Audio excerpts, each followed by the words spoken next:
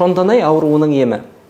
Мүмкін бұл ауруды бірінші рет естіген боларсыз, немесе оның өзге тілдердегі атауларын естіген шығарсыз. Шонданай дегеніміз бұл сан етіндегі тобыққа дейінгі аралықты жүйке жүйесін қамтып тұрған шонданай жүйкесі.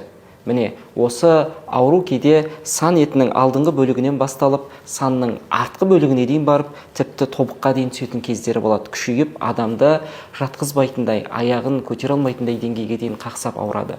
Ал енді ол кей кезде күшейсе, шонданай ауруы белден бастап төмен қарай тобыққа дейін түсіп, адам тіпті зәрін ұстай алмай қалатындай деңгейге жетуі мүмкін. Міне осы дерттің дауасы пайғамбардың бір ғана хадистің ішінде қамтылған. Пайғамбарымыз айтады: шөлді жерде жайылған қойдың майын ерітіп, 3 күн бойы аш қарынға қабылдаңдар дейді. Әнәс ибн Маликтен жеткен керемет пайғамбар медицинасының мұғжизасы, ғылыми жаңалығы. Ойлаңызшы, ғажайыбы.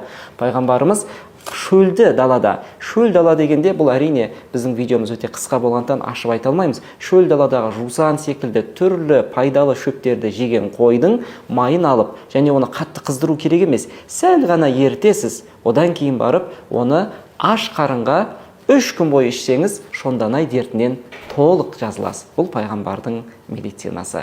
Алла тағала шифасын берсін. Пайғамбар сүннеті хақ.